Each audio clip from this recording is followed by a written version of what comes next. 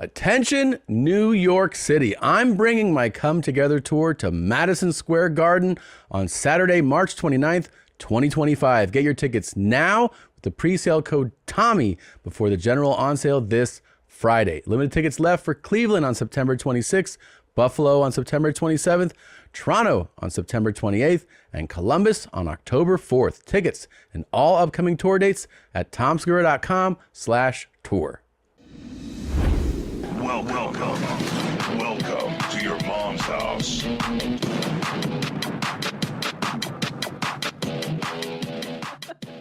Welcome back, and we are very excited to welcome back into the studio a very emotional Christina P. Everybody, she's back. I'm alive. Thanks, guys. I'm so embarrassed that I'm crying. I did this after the pandemic too, when I returned to stand-up. Sorry. That's okay, babe. I'm so embarrassed. I hate having feelings publicly. No, you should have feelings. I know. It's been a traumatic fucking time, but I'm back. Mm-hmm. Yeah, I'm just fucking happy to be alive. Yeah. It's pretty good. And, I mean, I don't want to take your thunder. Well, we both went through something. First of all, I thought you'd be excited. How you put on chapstick. You have to open your mouth wide to put chapstick on. We learned that. Like one day in the car, I was watching him put chapstick on. I'm like, you can close your mouth when you do that too. No, you do it like that. It's perfect. No, I understand. The two of us have been through a lot in the last couple months. Yeah. And I think the big news, if we were to tell everybody, of course. Yeah. It's emotional. God damn it. I gotta fucking fix my makeup. You look great. The big news is that in the last couple months, you saw me get my Invisalign removed. Yes. And it was so fucking traumatic and painful. You don't realize that, like, they glue those things onto your teeth. The pain. Like, you were going through your shit or whatever, but, like, so I had them on both upper and lower teeth. And I'm wearing these fucking things, and you got to put the bands on, and it's every goddamn day. And then you're going in there, and you're like, this sucks. So I'm getting ready to shoot my series. Yeah. And I tell them, I can't have these fucking things on my teeth. Like, take them off. I didn't realize how painful it is to have. They're glued onto your teeth. So they're in there. Yeah, they're braces, babe. Yeah, That's they're what they scraping do. them off, and I'm having like, and there's suction and there's nerve pain. And it's like, I gotta go. I'm like, okay, I can't watch you. this is the worst thing that a human being has ever suffered through. You know what I mean? I do. I can't even imagine your drama. No, it was horrible. It was horrible, babe. It was horrible. Yeah, and it's going to be an end to like your progress aesthetically. Yeah, there's no more progress You're now. just stuck like this. No, because oh my God, it is amazing how this shit works. They showed me the photos of day one. You look like a bulldog. The day one, I was like, yeah. And then you see it, and it does it in real time. It goes, there's like this, and you see all my teeth move. Like my teeth moved. Thank God. He's like, oh, it would have been better if you had committed to this more. Stuck to the program. And I was just like, you get this bullshit off my fucking teeth, finally. I'm so happy for you. How did you? What'd you have? Your struggle. Well, are you going to do a one-man show on this? Or I might. Write a book or something? I might. I've written a book. I might write another book about it. About your Invisalign saga? It was horrible. I can't believe What about you? What'd you have? It's nothing compared to that. I know. That sounds terrible. Yeah, it's been look, I'm I gotta be honestly, I'm pretty fucking traumatized. Like I mean I'm finally re-entering the world, and it feels weird, and I think I joked about writing a show about it, but I think I might have to, because so many women go through this. Yeah. And it's very life-changing. For people that don't know, it's tit issues. Right?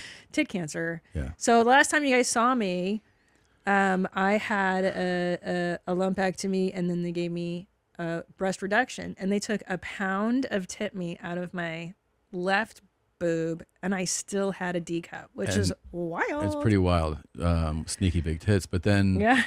And we thought, as many people did, that would be the end of it. They're like, Yeah. and then you're good. You're done. And then you're done. Your little lumpectomy and your little, just a tiny bit of cancer. And it turns out there's a lot. There's a lot more. There was, I'll tell you guys, because why not? They found, was it 17 centimeters? Yeah. It's about 6.6 inches. Which, and it's not, the unique thing, if I may say, is that it wasn't a ball. no. Like people imagine tumors as always like a mass. Yeah. And yours was considered a sheet. Like a sheet of cancer. That's a 6.5 inch dick in my tit. That's not at all. Nobody said that. Nobody even once But mentioned thank it. God I had such big tits. It was the fact that my tit, no, I'm serious, because the fact that my tit was so big, they told me basically if I had skipped that mammogram, then in a year I would have had invasive cancer. But thank God I had enough room for a dick to be in my tit. Otherwise, dude, it would be like in my chest. No. It was gnarly. So anyway, they 10 found that big days- ass cock in my, and Right. then 10 days after your Yeah. first surgery, which was by the way, the lumpectomy was a big surgery. Just so Yeah. people know, like terrible. they cut you open, they removed a large amount, a pound of tissue. Yeah, from my left one, and then Yes. the righty was a little bit less. And then they're like, you have drains, it's a whole thing. And then they're Yes. like, all right, well, now, you're probably going to be good. And then 10, 11 days later, you go know. under the knife again. Well, because then we get the phone call from the doc, which is never good, when they're like, all right, is everybody there? you're We got to like, get, and you're like, ah, shit. And then, yeah, she told us that it was way bigger because it doesn't show up on MRI, which, by the way, I want to tell women, I'm not going to do a ton of like these earnest PSAs, but Cool. I will tell you that mammograms only pick up 85% of breast cancers, and I had like a sneaky rare kind. And LCIS is sneaky as shit. Get a breast MRI if you can. Get a breast MRI, because that can actually pick it up. Yeah. And yeah, it was undetected for years. It was growing in me for 5 years. Move this. Getting feedback. Oh, Yeah. sorry. Anyway, so the doc is like, There surprised. goes everybody there, and then I was like, yeah, and they're like, fucking Christina's that bitch. Yeah. And I was like, no, she's here too. And she was like, oh, Yeah. all right, good. She's like, how's your Invisalign? Yeah, And doc was concerned. she was worried too. Yeah, And so then she says, we're going to have to cut off your left breast. And I go, great, take the right one too. Because what's the point? Like, why would I have, you know what I mean? I'm into symmetry. Like, the old Cyclops tits. yeah, so stupid. So then I did an 8-hour surgery, You had a double, double mastectomy. They took off both of my fun bags. and then they gave you temp tits. The temp tracks, which I have now, which are falsies. They're implants. Yeah, And which the are funny, pretty dope. Which the are funny, pretty cool guys. the fun part about the second surgery was like 8 hours long, and I woke up out of anesthesia, and they're like, "You were totally lucid, like you were having conversations with nurses." I'm like, "Hey, Elizabeth, how's the baby doing?" Like, Yeah, 'cause I think I had slept, like I had a good rest. that's so good, man. I'm so jealous. You always say that when they take me away. I know, like the anesthesia is like it's. I was actually, I pulled the anesthesiologist aside and I was like, "Is there anything that we can do? Like if I give you cash?" And she was like, "What?" But I think it's so cool. But I do think if you were to pose the question to like this audience and you go, which would you rather have, cancer or Invisalign? Oh. That people would probably choose cancer. Invisalign sucks. You have no idea. It sucks so bad. Like it is effective, but it's so like, traumatic for you to go dude, through having that. your teeth fucked with It's like embarrassing. And you're an adult with braces, which is so shameful. You should be ashamed. that, and having them scraped off. I know. It's seriously, it was worse than what you went through. Okay, so now that we are, Wait, then I had a sorry. complication. Yeah. So then my right tit gets infected. And now I have the drains infected. I have 4 drains. One of them's infected. Anyway, I had to go back and do another surgery. So now it's 3 surgeries in 5 weeks. And then after the 3rd surgery, they give me this of drains and then a cool box that's around my neck. yeah, It's a wound a suction vacuum. Yeah. So demeaning. Every time I get up, it's like, I And then can't it's do like, anything. It's a brick. And you hear it going on. She's like, I feel. So awful. I know. And I just kept thinking, you don't know Invisalign. You just don't know what it's like. You really don't. Oh, shit. There's a lot of people right now nodding. They're like, it fucking sucks. It does suck. So anyway, got the wound back off, got my drains pulled. That was only 2 weeks ago. And now I'm back to being a human being. And then now I do radiation on my tit. They're going to laser my tit for 6 weeks. And then I'm done. And you're But done. I am cancer free. I'm fucking done. And then they're just going to, fry my left tit. And then next year I get to have my breast reconstructed properly. With my proper with my belly fat. I don't know if you noticed, but I'm really into the Royals and Camilla Parker Bowles hair. I've noticed it from because the I don't know 80s. if you've noticed that I live with you and I see what you fucking watch 24/7. I have so many thoughts on so many British things. There's so many. There's so much going on. And I even I'm on Apple TV. I'm like, what is all this shit? And you're like, it's a special category called BritBox. It's only British programming. And I'm like, great. How do I delete it? You know why I'm fascinated with them? It's because they're so civilized. Yeah. And I'm not. And I think part of me wants to be I get that. regal like that. Because Yeah. I'm such a fucking donkey. And Yeah. That makes a lot of sense. Yeah. I want to It's be who like you them. aspire to kind of be like, Yep. right? But I'm never. And then you kind of go through these waves probably where you resent them and Oh, can't stand yeah. them. And then you're like, but I do. It's like the club that won't let you in. What is that? Of course. You know? Of course. Nobody wants to be a member of a club that will have them, right? Right.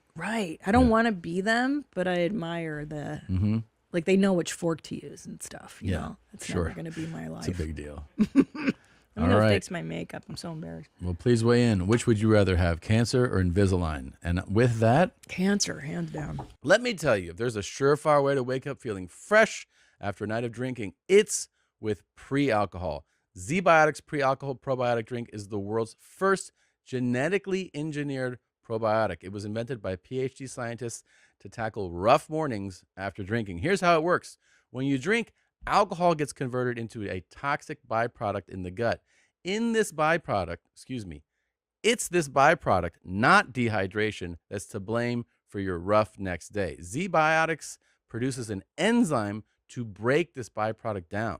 Just remember, to make Z-Biotics your first drink of the night, drink responsibly, and you'll feel your best tomorrow. And this has been proven because our very own Ennie has tested it and has testified that he felt great after a night of going out. Go to zbiotics.com/YMH to learn more and get 15% off your first order when you use YMH at checkout. Z-Biotics is backed with 100% money-back guarantee, so if you're unsatisfied for any reason, they'll refund your money, no questions asked. Remember, head to zbiotics.com/YMH and use the code YMH at checkout for 15% off.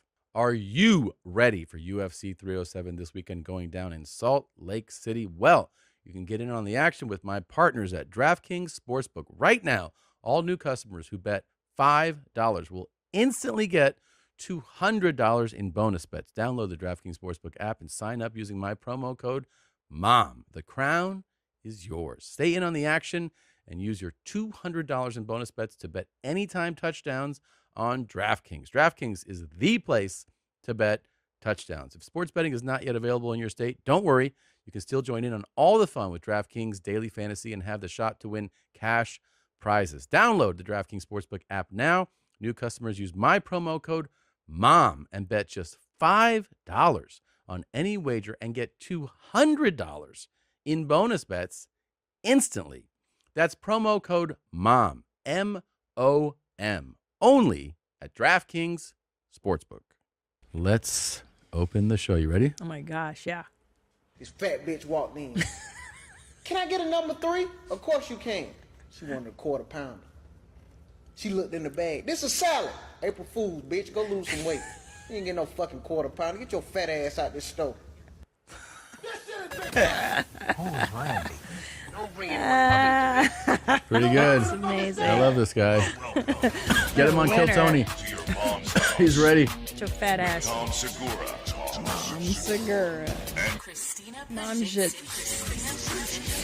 Welcome. I do have to fix my makeup.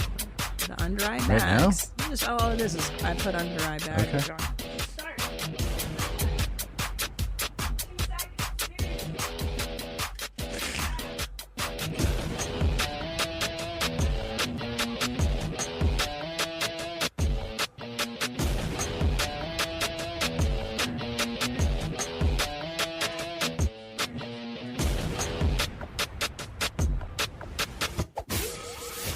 Yeah.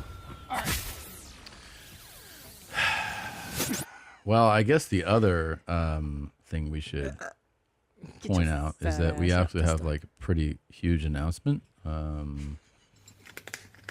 wow. It's a cat eating kibble.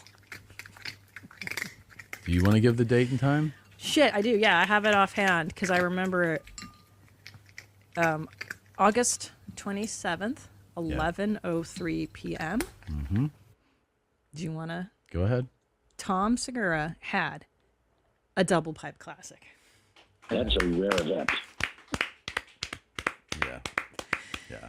That was so, and it was so casual how it happened. I was laying down and you just walked past You me need to wipe down. and it was a burp and a fart. I was walking around the bed to my side, and I actually had my phone. That's why I didn't notice. I was looking at my phone, and I went, yeah, at the same time. And I go, yes. You go, hey. And I go, what? Yeah. You go, you just had a double pipe classic. And I was like, you go, write it down your time. I was like, holy shit. Yeah. Because it's so casual. Yeah. The way you did it, you didn't even appreciate it. I know. That's a rare event. It's very rare. He's right. I didn't appreciate it. But then I stopped, It was sort of like watching like somebody being like, oh, that's Halley's Comet. And you're like, oh, shit, really? Like, it's like an eclipse, like we had a while ago. Yeah, it was pretty amazing. Yeah, that felt good. And then, so speaking of fat chicks, like, I've been laying in bed watching a ton of British shit, right? Yeah. And I'm really into Bridgerton, Yes. as you know, which is, Yeah. I know, listen, I We know both it's, have been watching a lot of stuff. We'll get into mine in a moment, but go ahead. like, it's super gay. Yeah. I know that. And also, like, I don't like the forced inclusivity of the show. I think, I will say this, and I was so proud of this person on staff who said the thing that I secretly text to other women. And she just said it out loud. And I was like, yes, this is exactly the truth. It's that forced inclusivity on Bridgerton, which Yes. makes it historically inaccurate. Right. It's And- just true. And for people that might not be aware, I mean, I'm sure you sense it in society, but when you get into production on shows, especially television shows more than feature films, shows are always like you pitch your story and your characters, and they're like, and what do they all look like? And they want you to be like, yeah, so me and my best friend who's Indian, and they're like, that's good. They literally are like, What's the yeah, like can you diversity? show us tell us about the diversity of this show? I know. And it's just funny to see that done in a period piece because that Right. it's like, well, that's not what would have been going on in that. It's Not in the least. There's Yeah. no way in hell that the royalty or the aristocratic whatever Another way of saying this is when you watch this 1800s. show, you're kind of fed up with the blacks. well Right? yeah the blacks, Sure. the forced, and then there's the Indian girl, and now it's fine. But you know what, I actually got used to it by season 2. How hard was that? No, in the beginning I was upset because I watch a lot of these old school British shows, and they're all just whiteys, pasty, inbred, weird whiteys. But I got used to the inclusivity of the racial diversity. Yeah. But then in fucking season, this last one, they made the fat girl the hot chick. She's the most desired one. She ends up, and spoiler alert if you haven't watched the last season of Hey, press pause. she gets to marry the hottest guy of Bridgerton land. Her, Penelope Pig. Jesus, take it easy. Well, that's how mad I was at her. Like, I was laying there recovering from all these surgeries, fucking seething at Bridgerton. Like, nuh-uh, dude. She gets the hottest guy. Does that headline say on the left side, third down, far left? What, that one? Nicole Cullen is a little bit fat and a lot hot. Is that? That's the headline? Yep. From The Guardian? And then it says, and like her, I dream of the day when we're not talking about this. I mean, look. Well, I got to tell you, I fucking hate myself, and it's all I want to talk about. I fucking hate pretending like reality isn't real. Samesies. I just hate it.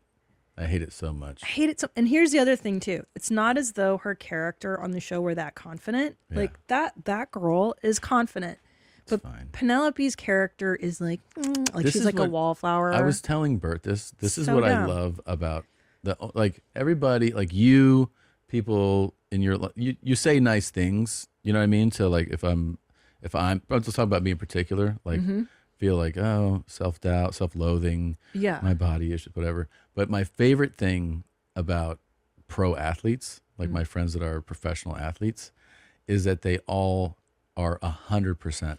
Like my friend John Feliciano goes, "Oh, I see you come from a family of flat asses. I saw your mom's ass and your sister's ass." Jesus Christ. And he's like, "So that's why you have no ass, huh? Like your whole family's like that." Like they're so direct, and you go like, "Oh, it's kind of refreshing that they're not like, it's what we're talking about is like people watch that.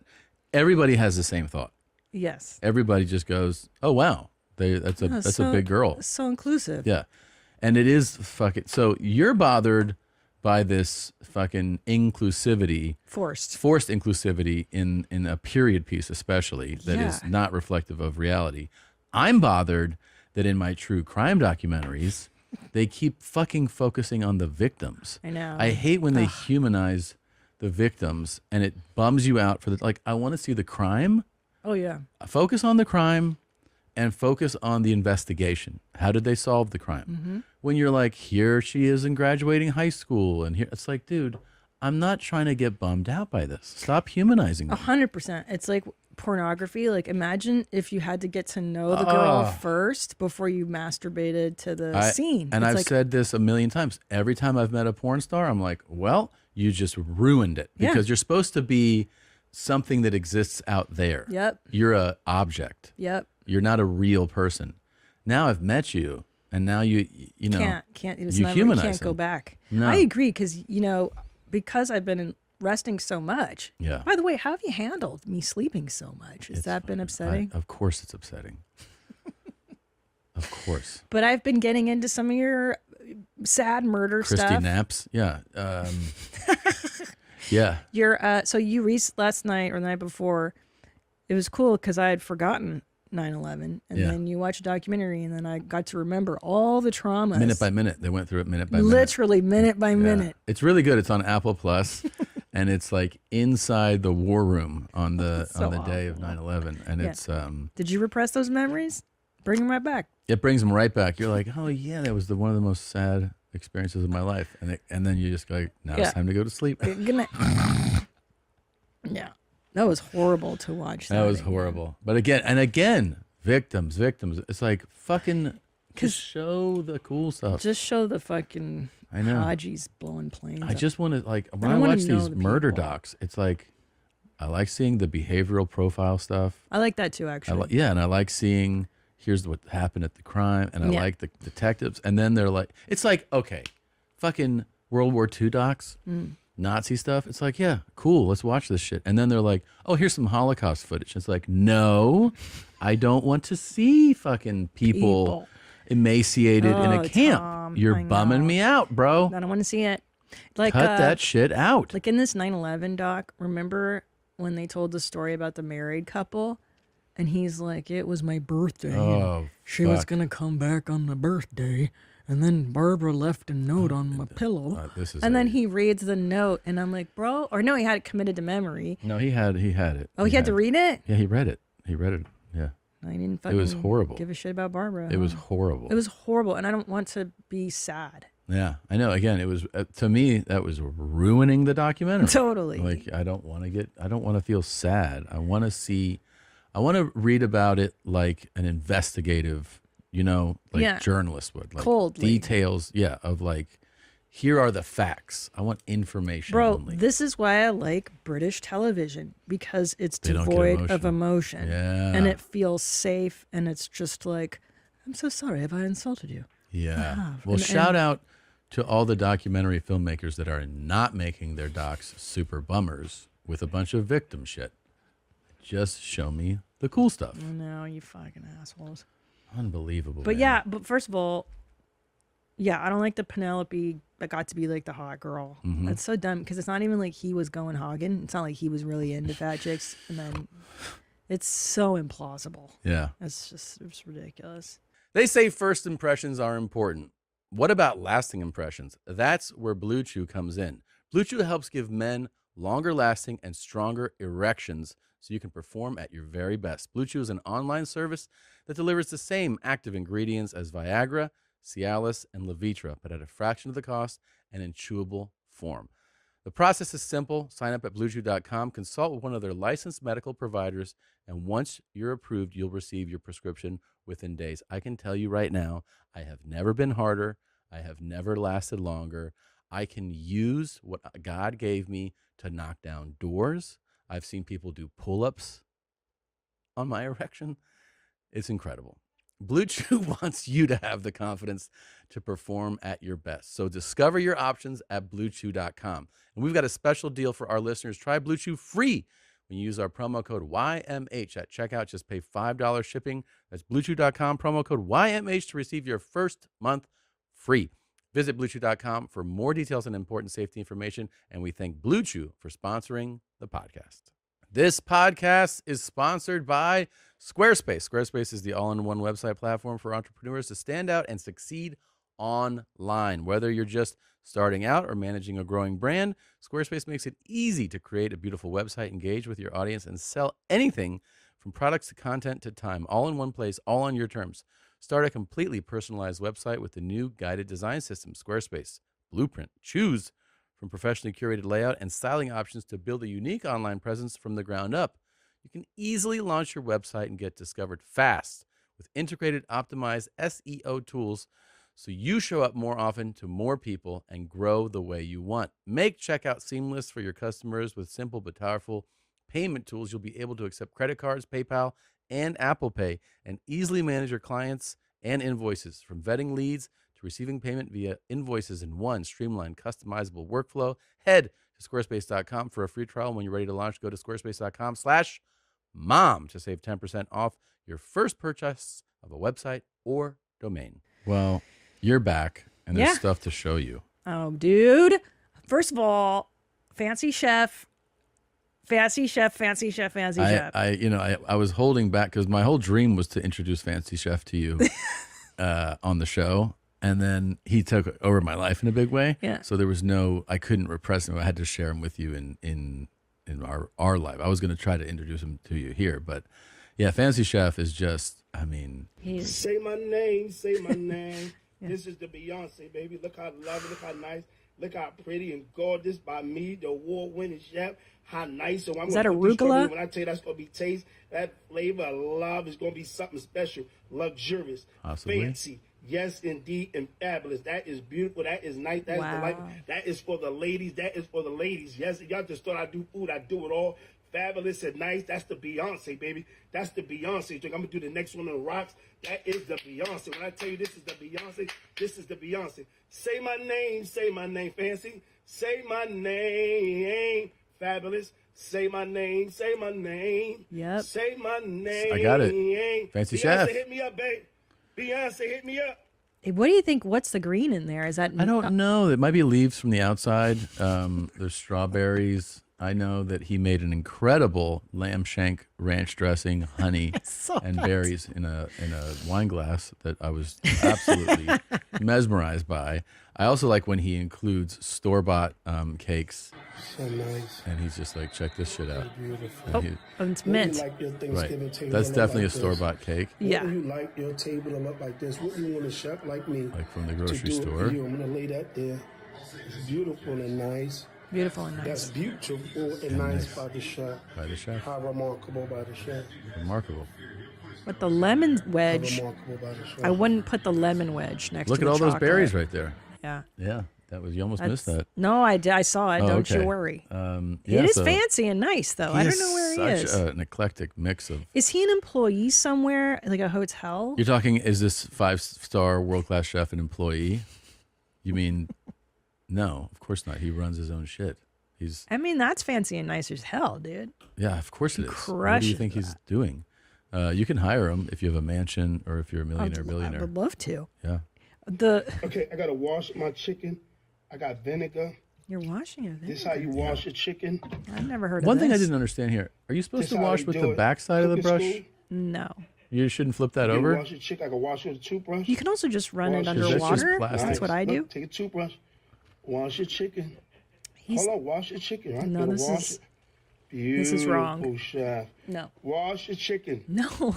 Yeah, that's He's really not big in washing- the black community, though. Vinegar. What's that? Beautiful. Washing your chicken like Okay. this. With vinegar. Book me- I've heard this book me And the before. now. toothbrush The backwards. chef. I don't know about the Book backwards. me. That might be a Share fancy and chef like. fancy way of Show doing Do you it. think this is the black people thing? I don't know. I'm saying I always I've heard people be like, black guys be like, did you wash your chicken?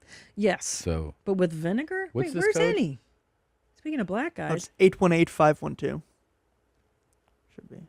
okay. So Zola has spoken to Fancy Chef a few times. And? And we're trying to get him to come and cook for us and do the podcast. And he's a little hard to pin down. He's very busy. Yeah. He said it's like being the president, how many phone calls he's getting every day. Of course. Yeah. So we should try calling him real quick. Of Let's course. see if we can get I him. don't on the know. line. I don't know. I don't know. He has 3 phone numbers. Who does that remind you of? Does that remind you of The somebody? president? RPC? Oh, yeah. Multiple And like a numbers. flip phone. Hello. Fancy Chef. Yes. Hey, it's Tom at YMH Pod. How are you? All right. Look, my one of my producers here, Zolo, said he spoke to you about possibly coming in to be a guest and cook for us, and I just wanted to see if we could lock something down Where at? in Austin, Texas. Oh yeah, this between. Oh, great. Is that possible that we can confirm that? Yeah, I told him. I gave him all the information. Oh, he has all the info. Okay. And then do we He has have everything? My name, everything. Okay, do we have a date? Email. He said the 24th. Okay. All right. So, would you? We can expect you then, if he'll send obviously the first class ticket and the ground He transportation. didn't do. He didn't. I don't think he did anything. Well, no. I see him right now. He said he already reached out to our travel booker to book it. Oh.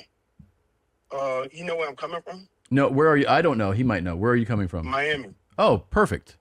Yeah, we have directs there from there. Does he want a preference sheet from us? Oh yeah. As far as like the cuisine, will you just be creating something, or do you take requests, or how does that work?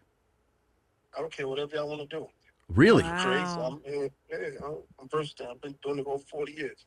Wow. Wow, that's I amazing. just Man. thought. Why'd leave it to And you're his self-taught, discretion? right? Yes and no. I like to say yes and no, but I grew up in the kitchen at 4 years old. Okay. But I trained under 2 chefs, Andre Rene in New York and Seppi Ringley and Russo. I did airline catering under Chef Russo. Okay. I did New York under Seppi Ringley and Andre Rene. So it's kind of like both, but All right. on the job, and it's cool though. Okay. Can I ask you a culinary question that I just don't know? I was watching your videos.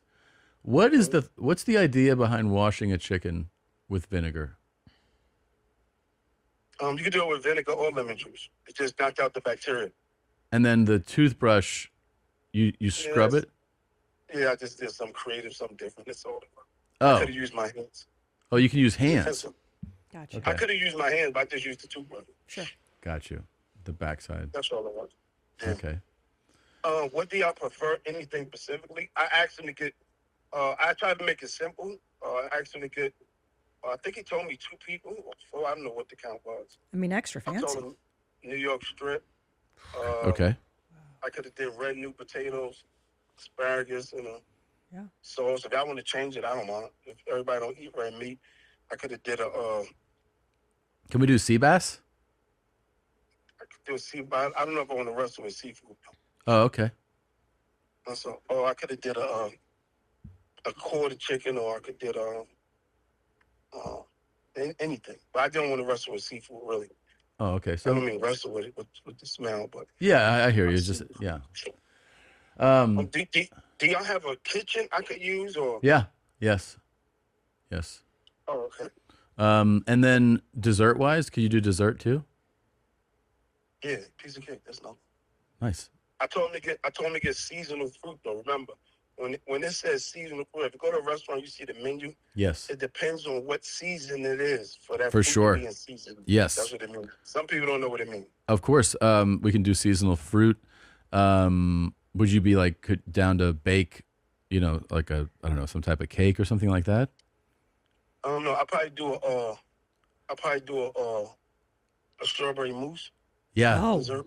Oh my God. By the way, you really have an affinity for strawberries, right? Seems like you love strawberries. Yeah, I do. The smell and the taste and Mm-hmm. the fluorescence of the color and the color contrast really stands out a lot.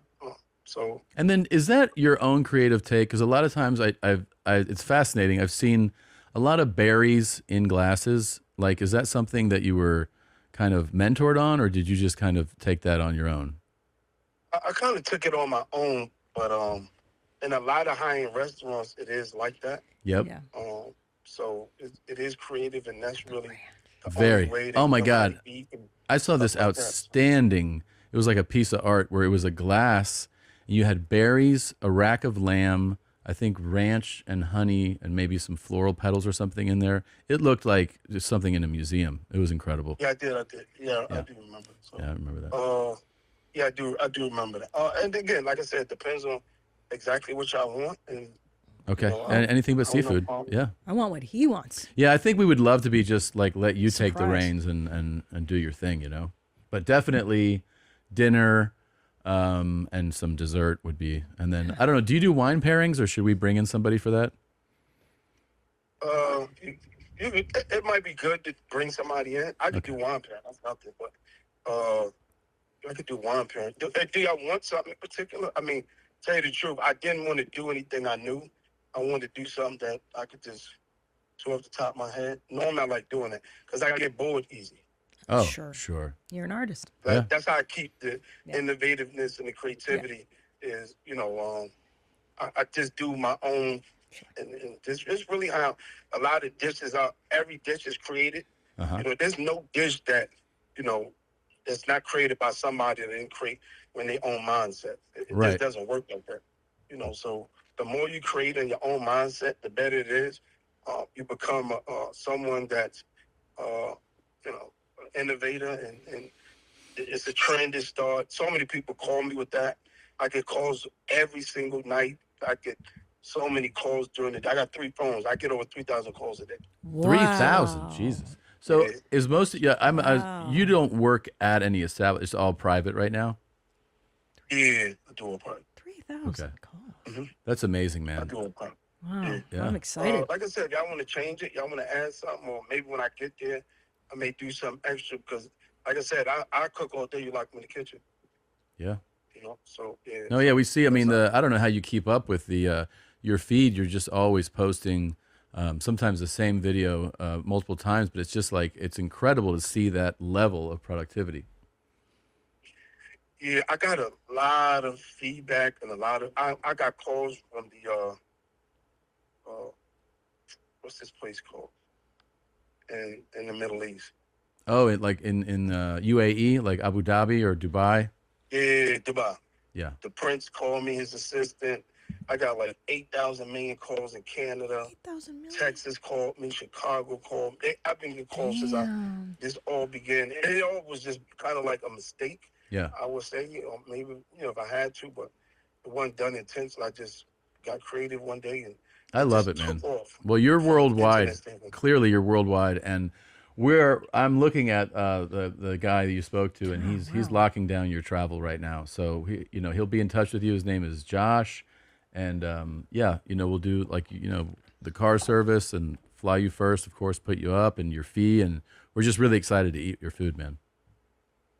Yeah, make sure you have everything. Please don't leave nothing. It's Yeah. pretty simple. Please don't try to leave nothing. Okay. I can't really bring. It's always a hassle when I bring my knives. I had them stolen a number of times from the airline. When I bring my own roll up, chef knife, paring knife. We'll be all set up. It's basic. Make sure they sharp. But I really didn't want to just do the sit down. I wanted to really and truly entertain as far as the podcast go. I didn't want to just, I didn't want to just do that. That would be pretty boring for me. Sure. I think it will highlight it a lot. The live cooking, it would, the questions, so on and so forth. That would pretty much just add the icing on the cake. Okay. Well, we will have we'll do even we'll do We'll do a Yeah. we'll do a reconfirmation of the checklist before you come, so we're just triple sure that you have everything you need. And yeah, man, we'll have tons of fresh fruit, seasonal fruit, and the whatever you request as far as equipment, it'll be there, and we're really excited. There's man. one thing I require. Yes. Also, no paper plates or anything. Okay. No. You got it. No paper plates, no paper plastic. Hey, I write don't that care if I down. gotta wash the dishes, but I forbid my He's got food it. going in. I don't think y'all gonna go that route, but No. I just need the nice plates and Yeah, Fancy. sure. I gave him a setup. If y'all get like a table and get a white tablecloth, nice glasses, you'll see how beautiful it'll be. And I'm telling you, the podcast is gonna go a lot, because just that alone Got is it. really truly gonna add, color contrast and Yeah. professionalism to. Yeah, you got it, man. Yeah, we'll do That's highest. all. I'm not asking for much, and it's not nothing y'all can't use on your own afterwards, so it won't go to waste. Of course. Great point. Thank you, Chef. All right, appreciate We'll you. talk to you soon. Okay, bye. All right, thanks. Wow. That was I unbelievable. mean, you guys have been trying to get a hold of him for a minute, right? Josh, it's not that fucking hard to check off the list that he gave you, okay? We'll have it all. No paper We'll have plates. it ready for him. Seasonal fruit, anything you want, minus the entire world of seafood. Anything but Anything. seafood. I don't really want to fuck with that. Smells. I've never heard a chef Stinky. be like, I don't know, it smells kind of shitty. I Like, know. what? I know. They usually, but he likes I'm like, strawberries. he's like, what do you want? My favorite seafood. Yeah, I don't fuck with that. Okay. So, Anything you want. okay. Yeah. Okay. I mean, that's pretty incredible moment. I would like to try those flavors where he puts the lamb, the Do you? strawberry, and the ranch together. I think it's possible. I think it's interesting in the So, glassware. I'll tell you, like but it. I think we should get, and I know it's possible, and it's worth the rental, whatever investment, a portable, full, you know what I mean, Yeah. oven, burners Yeah. setup. We'll have it all set And we up. can all have it here. And if you fucking fuck up the plates or the silverware, I mean, you should, by the way, get every goddamn piece of cooking equipment known to man for this guy. When I was asking him like what kind of plates he wants, because he's like, they need to be like the highest end. He's like, Home Goods. Home Goods has the best. And then he goes, go to the clearance section. You'll Got it. find really good stuff there. Yep. So He's right. Home Top Goods notch. crushes. Well, the nice thing is you're going to be taking that stuff home with you afterwards. yeah, man. Yeah. That's so exciting. I can't wait for This Fancy is very Chef. exciting. Can I also have something exciting I have to share with you? Yeah, of course. 1 second. I'll be right back. Seriously? Yeah, just vamp a minute. Okay. Today is just like, I don't know what's going on. I don't know what is going on with this lady. I know. I'm just filling the air. That's what it's called. I'm just talking. I am talking to this wonderful staff. We're talking about Fancy Chef coming here. What are you going to order from him? What am I gonna what? What do you want him to make you? Sea bass. He doesn't do that. Yeah, with my only request. And he was like, yeah, no. What else do you want? He can make dessert. I don't know. Maybe.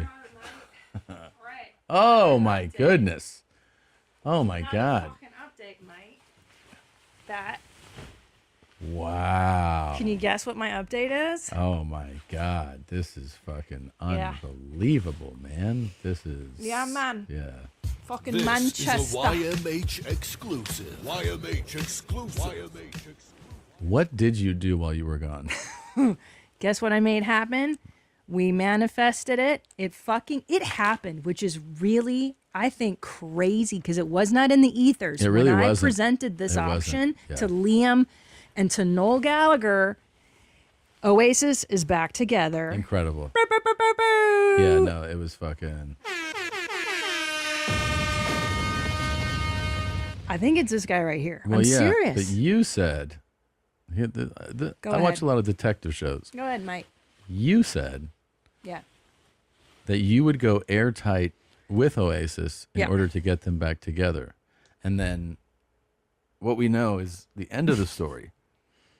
Oasis announced they're going to do shows again for the first time in 25 years. Yep. So What happened? what happened? That's for me to know. No, that's for everyone to Nope. know. You guys know what fucking happened. Here's a problem is that, okay, here's what I did. I promised them the DP. Everybody knows, everybody watches this podcast. Yeah. Noel and Liam, we love the idea, mate. We're on board. And then now it's to get them Manchester. to Manchester. I'm the Duke of Manchester. Yeah. We have to get them to America. To do this. Right. Oh, no, you need a new offer because they already announced they're doing dates. Right. And I have to make. You have to do something. Well, no, you have to make good because they're already together. I know. You have to raise the bar. I don't know. I know. How do you raise the bar? I did say a DP, and I think what I meant was an airtight. And I asked the brother. Oh, because there's another brother. There's a third brother that's Right. not a musician. We can go airtight if you want to bring the brother over. This is a cool offer. Yeah, you got it. I mean, I'm just so pumped. I really hope they make it to I can America. tell. Yeah. Will you go to the show? Of course I'm going to go to the show. Agent Jeans already knows. He We're knows. reserving tickets. If they go to Vegas, I'd like to see them. Okay. If they make it, I don't know, though, because these fools don't, they fight. Yeah. Just like fucking Homeboy punched out Dave Navarro the other night, Perry Farrell. That was fucking That was crazy. wild. That was crazy. Wild. And but Perry you- agreed to come on your mom's house, and it's been so long. Where the fuck are you, Perry Farrell? Come on and tell us your side of the story. Awesome. I'm dying to hear what is We all up wanna between know. Perry and Dave. Yep. What's the beef? Where's the beef? Do you like Oasis? Do you Yeah. respect them? You do. Oasis? So Yeah, you they're come great. with me to see them. Fuck yeah, I would go. Yeah, they're kind of great. Yeah. I'm so fucking I would go stoked. more than like the music is great. I would go just to hear their shit talking between songs. I know. Because I bet it'd be fucking hilarious. Yeah, because Liam's more the shit talker and Yeah. Noel's like the sensitive songwriter. You Yeah, know? yeah. Yeah, it's pretty fucking great, man. I know. Also, I They think would fancy some lasagna. they might get through 8 shows before they break up It's not again. gonna, I know. I think the only show they will probably do is Manchester, right? Yeah, And yeah. then they'll be like, fuck off. It's so much money, though. They sold out so many tickets so course. quickly. The UK just went nuts. Of course. I like Oasis. Yeah. Yeah. I do too. But I guess they're like seen as. Speaking of the pores, Come on, man. No, I just realized that it's worth saying. Yeah. A while ago, I made this observation that washcloths were for the pores. That only pores use them. And so what I did was I investigated this, right? I spoke to an anthropologist, I spoke to a dermatologist, I spoke to a panel of pores, and then I spoke to ultra wealthy people. And what I discovered is that I was 100% correct. Yeah. But I also have since learned that they were onto something and that those washcloths are just amazing for washing your ass. And I have been using them. I know I've said, but like the other day I was in a hotel and I grabbed the washcloth and I was like, I can't believe I'm one of these guys now. And I'm in there, I'm just digging, just scrubbing my ass, soapy, like material coming off of the washcloth, and then you look at it, it's brown, so you rinse it and you do it again, and I was like, man, this really is incredible that they found this and they kept it to themselves. But then, hold on. But then you've got this brown, nasty washcloth Yeah. in the shower. And what do? You just leave it there? You just throw it down on the ground. Yeah. So disgusting. Yeah. God. But it's really incredible. They really figured that one out, and I just wanted to give them props. Yeah, well, now you're on board. You're team washcloth, which is Yeah, crazy because I really am. You're like an Oasis fan. You're like me now. I You're know. garbage. I am. Because in the beginning, you were such a snob, and people really got on you for this They were washcloth like, thing. How do you do it? And I was like, with my hands, and everybody was like, you're fucking out of your mind. And they were right. I just wanted You to are. say you were fucking You're right. So now you're team poor. Are you telling me you're one of the poors? I actually do feel like those who have not, and most people that I associate with have not done that, and I Yeah. feel like they're missing out. I've not tried it. I mean, It's- I don't like it. I want to use this guy. I'm It's not into it. incredible. It's really great. I just don't Try like it once. But then I have to clean Yep. the washcloth that's got my ass juice on it. No, I you don't just like throw it. it. You just throw it away Well, or then something. what? Who's gonna? I don't know. Just find somebody. So stupid. Trash it. I Yo, don't know. what did you catch me throwing on your floor the other day? Throwing on your floor? Remember, I was talking to you, and there was like something No. gross. Was it a bandage? Like one of my. Was it? Absolutely revolting. What was it? I don't know. Everything you throw on the ground is disgusting. I threw So I don't know some- how you're offended by the dirty ass washcloth. You have your fucking It wasn't a toothpick. Flossing. It was like a body fluid thing. Oh, my it God. It was like Maybe I had I like blocked it out. No, I had like I would say like a bandage or something, like a wound thing, and I was like, oh, that's fucking done. Remember? Yeah. I don't know. I did, and you got mad at me, and you're like, don't throw it there. I'm like, why? Why? Who cares? Fucking gross. Nasty. You're nasty as hell. Hey, ladies, No. if you like a guy who has hemorrhoids, I'm your man. Yeah, I know. That's about cool. Pretty cool, huh? Yeah. Do you like hemorrhoids? I'm your man. What's the angle? Is he just going for radical honesty? Yeah. He's thinking that's gonna. He's just trying to be funny. It's LOL-ing. humorous. Yeah. Yeah. He's like, kind of poking fun at himself. It's endearing. Yeah. I kind of like it. Well, yeah. I didn't know that this was a thing. This is all new to me. Hey everyone, it's Injector Chris here at Lushful Aesthetics. So I'm here with my lovely patient, and today we're going to be doing Holtox. No. So you're probably wondering what Holtox is. Well, it's Botox for your hole. And so what we utilize is toxin, which is Botox. Yeah, and mate. we use an anoscope to visualize No. the internal sphincter where we inject the Botox to. This is to No. help relax the anal sphincter so that it's easier to receive anal sex. For some people, they use this to help treat and prevent fissures if they're a recurring issue. And for some people, it's just because of pleasure. No thanks, man. No. No. No. Hard fucking pass, bro. No, I've seen this. This is what the gay bros are into. Really? So wait, what? I Yeah. don't understand the idea behind Botox in your asshole, though. Well, it relaxes your sphincter. It paralyzes the muscle. That's what Botox so aren't does. you just leaking though? If you get Bro, paralyzed. you're asking me. I'm not, I'm assuming. Yeah, huh? Yeah, Because then how does it close up when you're done making browns and stuff? that's what I'm asking. Dang. Yeah, fucking not cool, This man. is fucking dumb, huh? Fuck, bro. Yeah, you shouldn't do this to yourself. Um. Yeah, that's not Zolo, can you, I don't know, Also, do we want to know more about this? There'll be nobody ever, obviously, that is in our lives and does what he did. Like, How do you get a job here, there, fuckface? Oh, the Fed smoke. yeah, fucking. You fucking retard. Yeah. Herc with his specialty car. Cocksucking fuck. But it does turn What a out neat that word combination somebody words. who's out there kind of drifting around and getting their hands on some meth every now and then Yeah. can behave in a similar way and also can get some pretty cool transportation. And we found somebody just like him. I'm gonna hey ya, heaven let your light shine down on me. Right? This is dope. Shine, come on and shine. Fucking rad. Yeah, Hell yeah, dude. yeah. I'm gonna let it shine. I'm gonna let it shine. Heaven, let your light shine down on me. Oh, oh, heaven, let your light shine down on me. Shine. Come on and shine. How about that? Do you want to know something my oncologist told me? What? Pieces of shit live forever. Isn't that fascinating? Yeah, it's so crazy because I was in there. I'm like, I'm 48 and I'm dealing with this. And she's like, I know. She's like, if you want to live forever, be a piece of shit. Literally said this? You should be mean, is what she said. Like, mean people live forever. And I Yeah. think there's some validity to that. Right. And pieces of shit. Case in point, Your Honor, look at my dad. Look, he's fucking almost 80 years old. Yeah. Full alcoholic, right? For just his whole life. We're Yeah. talking eating sausage, Every day. bacon, like no green vegetables, doesn't drink water. You got to get it going. He's gonna live. Yeah, he's going to live. No cancer, fine. And then this guy. This guy's gonna live forever.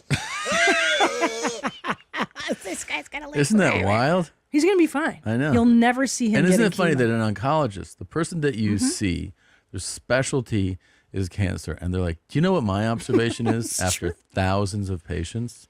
Real fucking selfish turds live forever. There's some validity to it though, because it's always the nicest people that like die young, right? It's Yeah. never. Well, that guy deserved it. You Yeah. know, they always live forever. That for sure. This is Yeah. America, right? Yeah, it is, man. This guy's amazing. What's on the card? What's the information there? It's like a card. Oh, it's a business card that's blown up. That's pretty cool. Dude, can you do this to my car? What do you want to do? the whole style. It's rad. Shine! Come on and shine! I like it. It's nice. I feel like I want to do meth. Like if I get sick again and they're like, guess Dude. what? This is your last time on Earth. This is it. Meth. Meth is the first stop for me. I feel like after all these years, if you tell me what do you really want to get into, it's meth. It really is. I love that fucking energy, and Yeah. like I got a lot of shit to do. There's things to get There's done. so much stuff to do. Look how busy we are, man. I'm fucking busy. And look how thin he is. He looks great. He does look great. And how come Herc wasn't I'm just thin, fucking though? watching protein intake. I want to do meth. Fucking tweak out, man. But how come Herc was he was chunky, no? Like He how come was. some meth people don't get skinny? I don't get that. I don't know. Maybe he didn't have a lot of balance. Herc was really unique.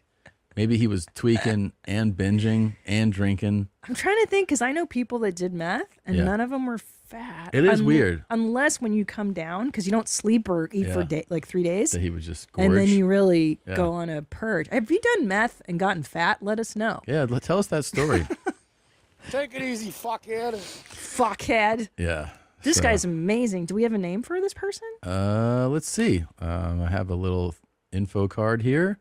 His name is Keith Of course. Mordaski. Dude, In his town, he is known as Cowfucker Yep. and Leopard Man, according to a Reddit page. Fuck yeah. Yeah. Dude, he's such a Keith, isn't he? Yeah. He's totally a Keith. Where does he live again? Sorry. He lives in It's got to be somewhere small. it's in Connecticut. Oh, dang. Yeah. This guy's in Connecticut? Yeah. That's like Cracker Town. They know him as Wow. Cowfucker and Leopard Man. That's pretty cool, man. Awesome.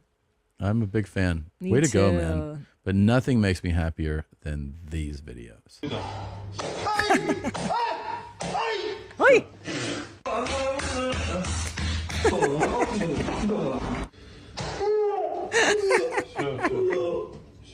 Oh, shit, bro.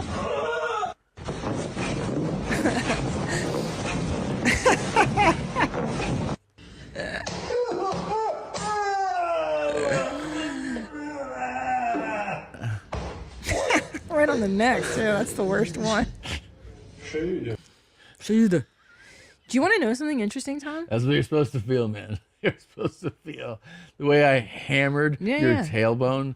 That's you're supposed to feel at the base of your neck and on your tailbone with a hammered a mallet. That's just fucking. Do you want to know something about me that's changed? Is that I laugh at violence now. Hey, Yeah, and finally. yeah. And I think it's because when you get fucked up physically, Yeah. you're like, fuck this guy. He put himself here. You know what I mean? Oh, right. Okay. Now I'm like, you're just a fucking dummy. Okay, I You didn't know what know. I'm I saying? didn't know Like, that. you stupid piece of shit. You deserve it, and you'll be fine.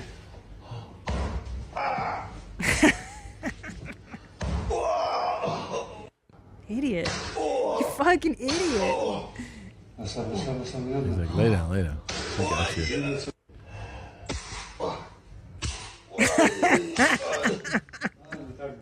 That can't. Ah, dude. Dude, there's no way. It's a mallet. It's like a cartoon. It's like Tom and Jerry shit. You feel better? You good now? Fuck. That is brutal. This isn't even Russian. No, it looks like, isn't that Portuguese? Hold on, I have a pazsitzky effect. I have a very, very dumb one. Okay. So I've been into ice cream lately, Oh, like boy. eating ice cream. Oh my God, I can't even imagine. Okay. I know. Did you know, bro, and I don't know if I'm right, but did you know that it's cookies in cream, not cookies in cream? My whole life I thought it was cookies and cream, and I didn't realize that was cookies in cream. Did you know what I'm saying? No. Bro, do you know what I'm saying? What is the fucking flavor called? Is it I thought it was cookies? cookies and cream. Yeah. And Okay, well, this place here in Austin calls it cookies in cream. But And I that's was like a play on the name. Okay, so what is it supposed to be? Well, cookies and cream. And cream? Yeah. But why is it cookies in cream? Because they're saying that the cookies are crumbled in the cream of ice cream. The N denotes and or in? Is the and or in? Smart chat? No. I think it's and, it's but and. maybe they say like just an N to shorten it. You know, Yeah, cookies For in, the in- and.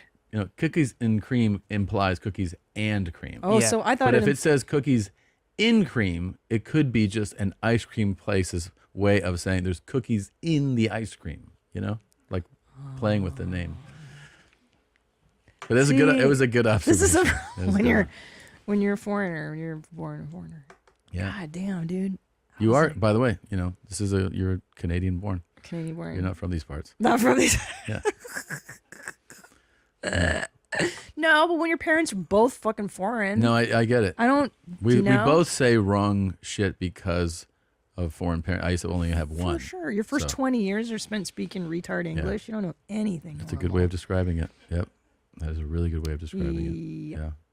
Well, how good is it to be back in the studio? It's a studio. I'm a little shell shocked, to be honest, and but I'm slowly like getting back into it, and I'm so pumped, dude. I'm so stoked that I had that 3-way with Oasis, and that I made this happen. You definitely made that reunion and happen. now I'm gonna bring them to America. Yep. And when they get here, you can get on stage with them and just. Do they need a drummer? Yeah. Maybe I'll be their drummer. Yeah. Imagine if they let you sing with them. Come on and shine. That was not bad. It's not bad. He's got a that voice. That guy's not a bad singer. Not a bad singer. Well, no, I'm good. It's good to be back.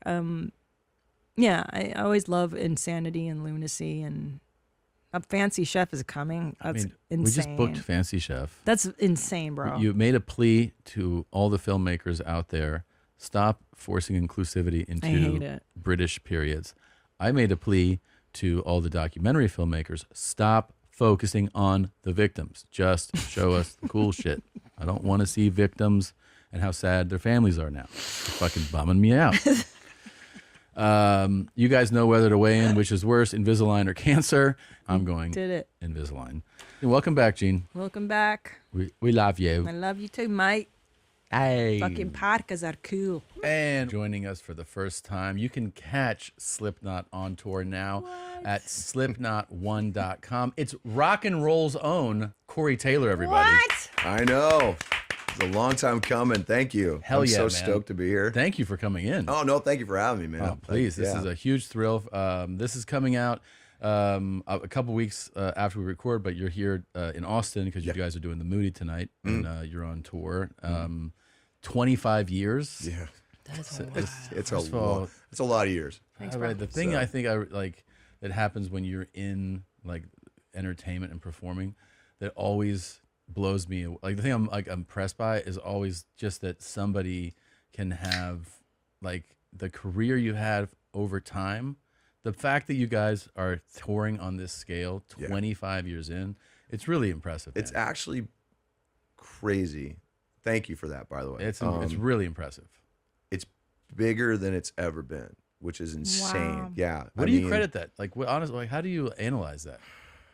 I have to credit it to our fans, to be honest. You know, I mean, at some point, you know, obviously there's the product that we put out, there's the art that we put everything into. Sure. But it's the fans who have kept us where we are. You know, like For the fans sure. have been so devoted over the years, where even when we have taken hits in our personal lives, in our professional lives, they have been there to support us. You know, and because of that, we've always gone above and beyond for them, you know, just trying to do everything that we can to give them the best show, give them the best music, like, and, 9 times out of 10, you hope you nail it, as long as they know that if it comes from us, it's coming from the heart. Yeah. So they know that if it's true, then they can feel it and they can trust it. 100%. And I think what I like about you guys is how obviously dark fucking sided you are. Oh yeah. You're goth as fuck and Yeah. mad respect. But because it is so, I don't hate the word brave, but it is such a lane. Like it's such a creative choice, and you guys went all in on it. Yeah. And that's dark. It's Oh, so we scary. went super dark. Yeah. But that's so rad because so many people would be like, oh, I can't, I can only imagine the amount of, I don't know, executives that Oh saw my you gosh. starting and be like, I'll tell you a very funny story. We were actually, and it's a story that some people know, but not a lot of people are like, it's not a wide one. We were originally slated to sign with Sony Records, and Ross Robinson, the producer, was already on board to do it and whatnot. Our original manager actually worked for Sony Records, had worked the deal out and everything, but nobody had heard us. He just was like, trust me. Oh yeah, yeah. So we end up having we have this showcase in Vegas, actually, on the Strip at the old Game Works, right? And they called it the Edom Festival. And basically it was all of the bands that Ross was producing, right? So we were on it. Amen was on it, which is an amazing punk band, and like a couple others. We went on right before Amen. And it was like 150 people. It wasn't a lot of people, right? It was just in this little room next to an arcade. Like you could see people ordering pizza and shit. You know, you're just like, all right, whatever. We proceeded to just destroy. It was so fucking satanic. And little known to us was one of the massive executives at Sony in the back who was just like, the next day literally killed the deal. Really? Killed the deal. Wrote a memo to everyone involved and said, if this is the future of music, I don't want to be alive. So, That's great. Fast forward. You know that guy's name, right? Year and a half. I do. Okay. I'm not going to give him any free press. Yeah. Fast forward a year and a half, we go platinum, and then we go double platinum. When we went double platinum, we sent a bouquet of dead roses to him at Sony, and all it said was, "We are the future of music. We want you dead."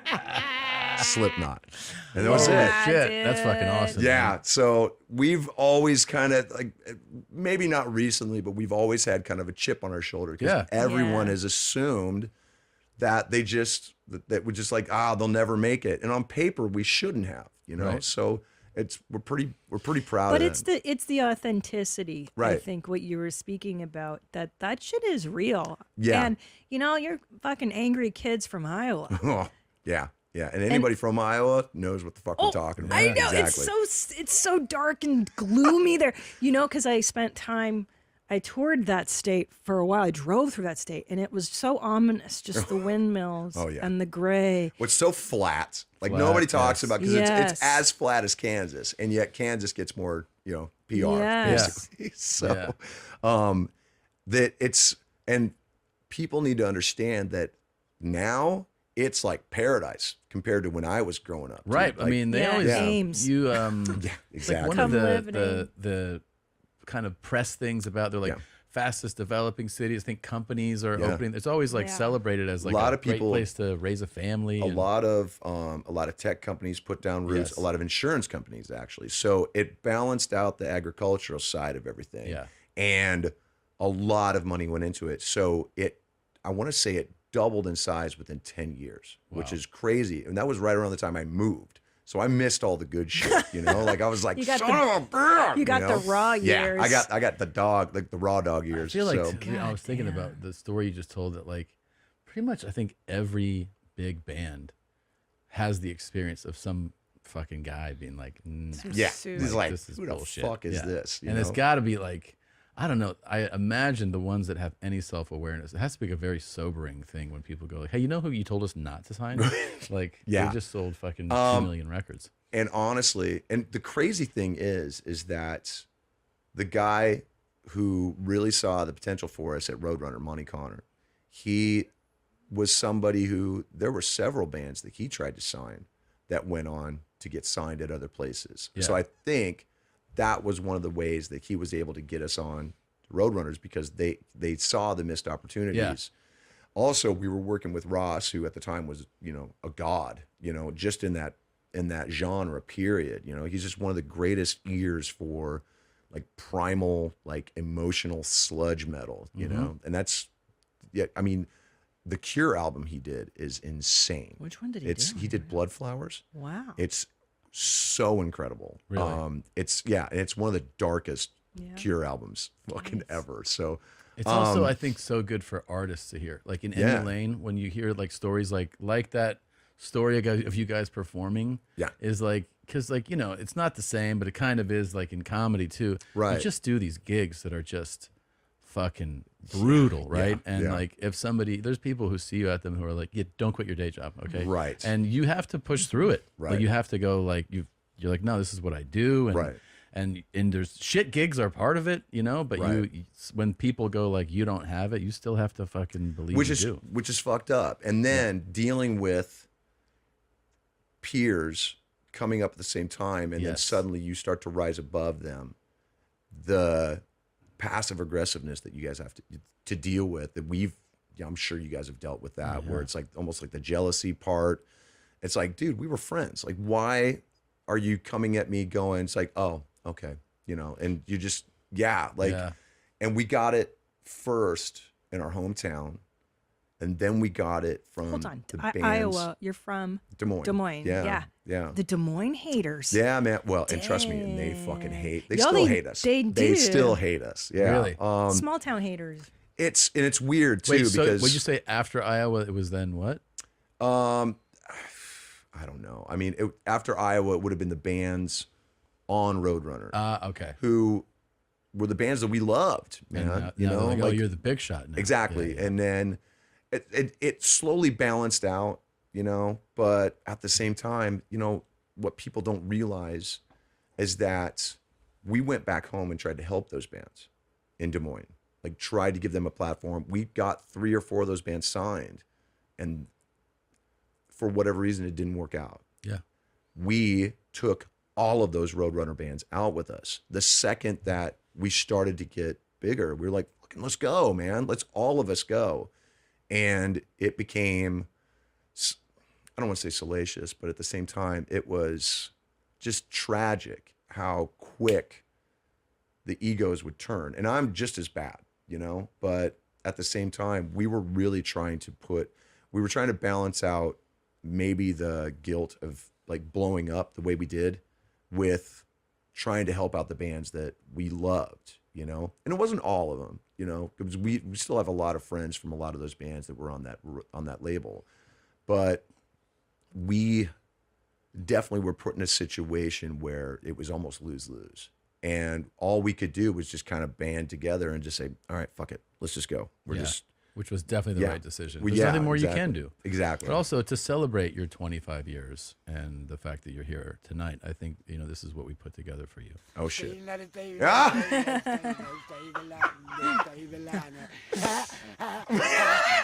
still can't watch this without dying, dude. Oh. Man, he's just, for all you guys, for staying alive all these years. It's like you can hear the sandpaper in his throat, dude. It's like, brutal. So good. Can I ask you such a stupid question? So, you guys, because I know you're a very visual band. You're very like, woo. Did you guys get airplay on MTV? Are you on like Headbangers Ball? Or I mean, like back in the day, how did you get our first video got banned? Yeah, I was gonna first say. video got banned, and that was like but that's dope, the most dude, right? fun. Yeah, it was, and then we could say that we were like, "Yep, see." It's like getting arrested for drugs. Yeah, exactly. It's pretty fucking cool, man. Our second video, we had 2 different versions, so they kind of played both versions. It was Wait and Bleed. It was like the big kind of single, but the first one was Spit It Out, and they were like, "No, this is way too crazy." Really? And all it was live footage, but then we recreated The Shining, which was cool. you That's know? very cool. It's super cool. We maybe spent $50 on it. Wow. You know?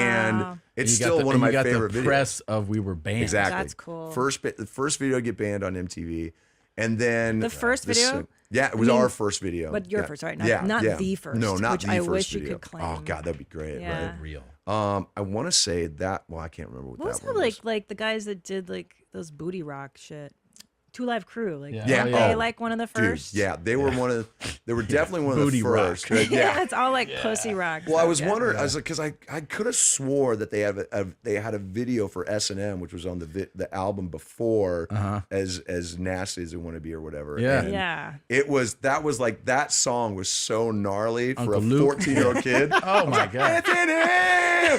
bring your ding dong friend. I was like, "Fuck, let's go, you know? Their shit That's was- some trailer park they shit were right like there. triple X-rated. So Oh, they were brutal. Like me and my friends were listening. We were like, this is Face fucking down, crazy. ass up. Yep. That's the way you like to fuck. Doo-doo Doo-doo Brown. Doo-doo Brown. Yeah, and I'm a goth chick. I shouldn't fucking know Right. Doo-doo Well, Brown, I but mean, we hey, loved it. I was a goth kid, but I loved old school hip hop. Like I was like, I loved the Ghetto Boys. I loved Public Enemy. I mean, all this shit. That's what I grew up listening to. And that's Public one of the reasons Enemy why. was like really one of those groups that like kind of transcend because there was so much rage in it. Yeah. And so like the anger. Oh, dude. You know, and the message. It was real shit. It was real shit. Real And shit. he's still like that to this day. He's Chuck one of the D. sweetest dudes I've ever met. Really? When I met him, he's one of the few dudes that, like, I mean, I freaked out, like, because I mean, you know, he's like my favorite. My favorite. I went to hip-hop watch him artist. speak at Oh, right. So I managed the college radio station for 1 year,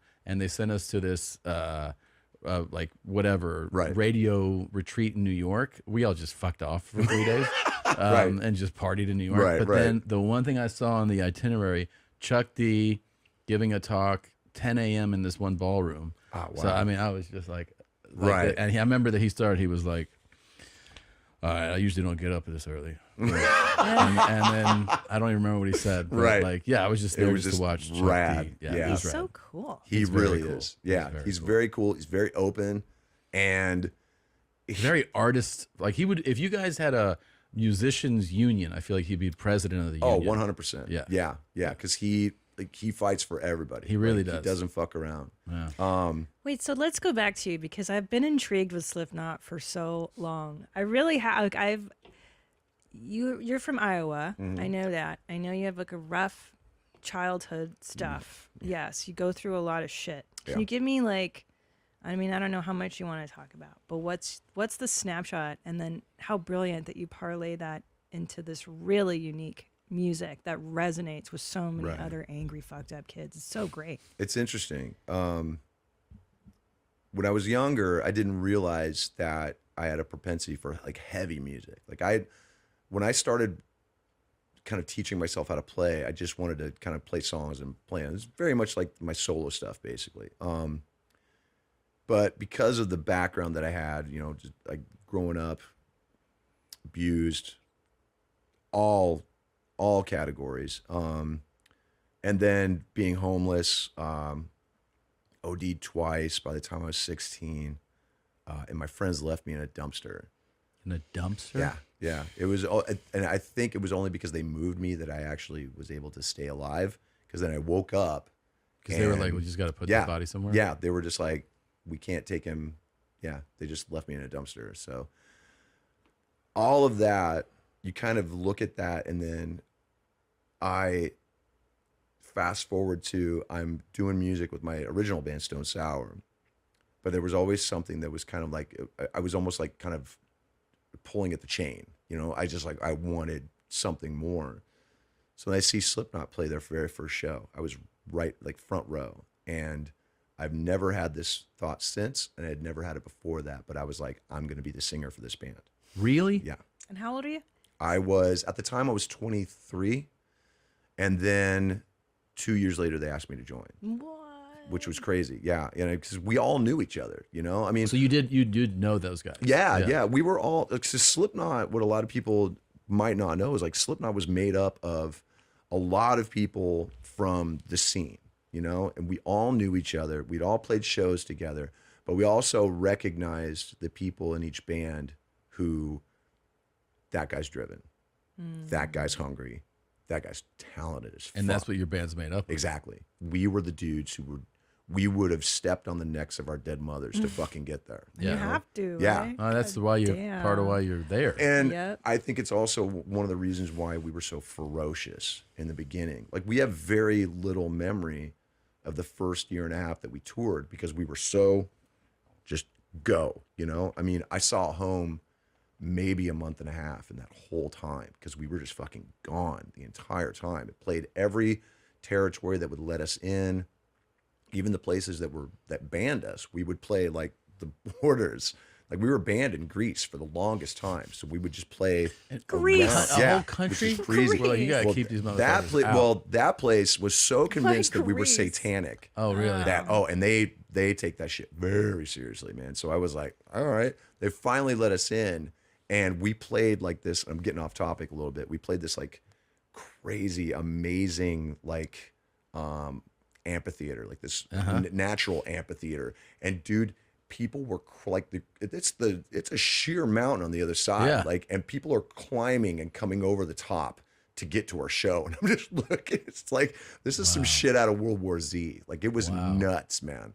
But to go back, when I joined that band, I honestly it was almost like I had to relearn everything that I knew about making music. Because this was just another. Yeah, man.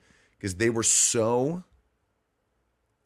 were no boundaries when it came to music. You know, if we wanted to use, death metal, punk, hardcore, hip hop, goth, electronica. Well, can I ask you this about that? Because this is really fascinating. In that, like, if you take a guy that plays keyboard, right, and maybe piano or whatever, and maybe there's a songwriter. Sometimes the songwriting will be like, hey, I got this melody. Right. And then the songwriter will go like, okay, well, I think, and then he uses the melody and goes, and it's like a easy to understand, even as a non-musician, you go like, oh, I get it. Like you're hearing the melody and then you're going to write some words. Right. But when you have like your size band and all the elements, like how do you construct a song? It's interesting because a lot of it kind of comes down to, in the beginning, we would get in the room and go, who's got an idea? And 9 times out of 10, it would either be Mick or Joey, actually, who would have a riff and it's like, check this out. And we would start to just worry at it and build on it. Exactly. When we did Wait and Bleed, they came to me and they were like, we want you to just write the chorus. So I wrote the chorus and they constructed the guitar riff over that. Oh, okay. Which was really cool. So it was the first taste for me that there was no rules. It's exciting, right? Yeah. I mean, once you kind of throw off those constraints, the fucking world is it's your bitch, basically, So to answer your question, sometimes if you hear, at least for me, if you hear a really amazing chorus, the melody will just come to you. And it's you just hear it instinctively in your head. And you just kind of start to fuck with it, you fine tune it and you perfect it. Do you do a lot of chorus first? Like chorus and then write around it? Sometimes I do, especially if I'm writing by myself. I'll hear something and then I just kind of craft everything around that chorus and just kind of fill in the blanks. You hear the words? Well, sometimes. Sometimes I'll just hear the melody. If the words don't fit with the emotion that I'm finding, then I'll sit down and I'll start to kind of chip away at everything. And once I do that, then I've got it. And then that kind of fills in the blanks of what the song's going to be about. What? Yeah. How do you hear it? Because when I'm obviously, like I learned drumming, and it's funny because the sound that you make in your head is a ba-da-da-da-da. Right, So what do you hear in your head? What's the sound of I almost the beat or- always hear it. Like I almost always hear it in a higher register, to be honest. Like a lot of the melodies that I hear. So then I have to kind of bring it down. So what does it Do sound you like? hear your own like, singing voice in your head? Yeah, Is that like what you hear? Sometimes, sometimes. What But, sounds are you hearing? I will hear like the music. I will hear almost with a lot of like reverb. Like it sounds bigger. Like I hear the potential of what it could be. Nice. So like even if I just hear a guitar, I can hear the drums. I can hear the guitars, the bass. I can hear if there's orchestration. I can hear that in it. I can hear the harmonies on the vocals that I hear. And then that kind of gives you the roadmap for when you demo it, and then if it doesn't work in that shape, you just trim stuff away and you're like, okay, this seems a little too much. We're gonna pull this back. This is too busy. Exactly. And you just make it, you focus it. Do you ever have to like tell somebody, like as you guys working together, like, hey, we got to dial back what you're doing. Like this. We've had some times like that. Yeah. And 9 times out of 10, the great thing about Slipknot is that we will listen with real ears and go, okay, well, what do you think? And I have had to learn over the years because there've definitely been some times where I've been a little too direct, close. Well, no, just clinging to an idea, too close to it. Yeah. And so I'll be a little too contentious when it comes to like people coming in and giving criticism. And what I've had to learn is that if I expect people to listen to my voice, I have to listen to theirs, you know? So that's been a growing pain for me, you know, because I am a massive ego. And I've had to really dial that back and realize that I'm just a part of it, you know? So as we've gone on, we've gotten better at listening and not taking shit personally, you know, the second agreement, not taking shit personally and realizing that we all want the same thing. And it doesn't matter how we get there. Like nobody's going to fucking co-sign it because it's all of us. Yeah. You know, so let's just get there. And if you've got the better idea, fucking A, you know? And I've gotten to the point where I love giving credit to other people now because they came up with the idea, you know? And it just feels better. That's awesome. Yeah. That's nice. You know who else has no fucking boundaries or rules? I want you to watch this. Oh, Christ. I'm gonna hey ya, heaven let your light shine down on me. Shine. Collective Soul? Right? He's got this Corvette, puts it in the... I like his car. The light. His outfit crushes, too. He's good frontman energy. I wanna let it shine. He's not dying. No. He's not done.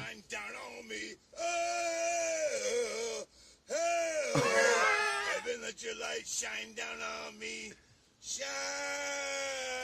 Come on and shine. Okay, yeah. Wow. Yeah. All right. Will you go out on a limb and get him signed? Also, I think, is that a business card that Dude, is blown up and it's Yeah, on the... what the... Looks like what it. is that? Right? Because I see phone numbers, It Yeah. looks think, like it. and an Like, address. he's definitely a notary public. Yeah. I mean, I mean, he has to be, right? He shows up and He you're like, shows up. "This I'm guy." here to co-sign. You roll your thumb. Fucking Pretty, hell, I mean, his dude. voice, you know, he can... He's got a good timbre there. Yeah, that's okay. definitely. I want to say, like, what do you think the over/under is of how many Corvettes came together to make that car? I mean, There I'm are seeing at parts from least a lot 11. of different vets, yes. There's an There's appliance also in there. Like just what? some stuff that was Yeah. a Chevy that he's like, it'll work. It'll It was definitely pounded work. into shape. There is a fuck. There, His yeah, name is it's a- Keith. He is known locally as Leopard Man and Cowfucker in this town in Those are Connecticut. two very distinct tastes. Yes. All right. Yes. Shit. Yeah, he's a pretty cool guy. I like his car. I hope he made it because I'd like to order one. I mean, that's a too. sweet car. I Yeah. definitely had worse cars when I was younger. Oh, yeah. hell yeah, dude. What was your worst fucking car that you ever had when you were younger? 87 Chevy Nova, gray exterior, gray interior cloth. Love it. Love it. Sucks so fucking bad. It's the worst. It would shake if it got to 67. Oh shit! It was one of Like, those. fucking Right, piece of right. They're like, Yeah, no. you fucking. The old school governor. Just this car sucks. That sucks so bad. I had Old Reliable first, which was a 95 Accord. Okay. But I sweet. fishtailed showing off and ended up in a ditch. And I had to use tape underneath to make the front bumper hang on because I drug it off. That was Love pretty it, cool. love it. And then I had a Malibu after that. That Okay. was like, pretty, I flex on people in my Chevy Malibu. So those were my two beaters, if you Nice. will. Yeah. Nice. I had an 82 Mazda. Shit. Oh, why are you flexing on us? Oh Yeah, no. damn. No, 82, no, homie. no. You need to understand something. The original car was yellow. It had been painted Many times? with house paint. Oh. Blue. Oh, sweet. It was a 4-speed. Gear shift barely worked. We called it Fat Ed, and I would. Yeah. Oh no. It's nothing. I think it's. Right, this is It's way the too well 626. maintained. Yeah. It But was I get what you're closer saying. to that.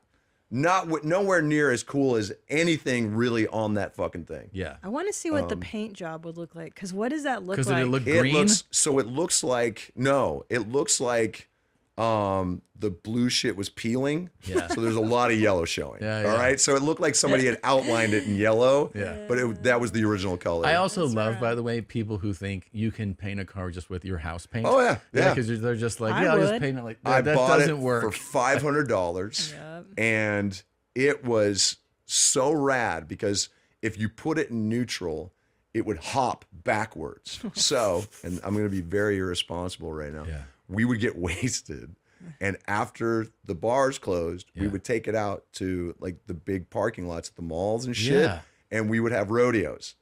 So we would let it off. We would crawl out the window. It's still running and shit. And we would just hold on for fucking dear life. And this, you guys, is how a band is formed. Exactly. Okay? You ever want to know why It's in the parking lot. why Slipknot was formed in Iowa? Because we had Mazda rodeos. Fuck yeah. Yes, That's exactly.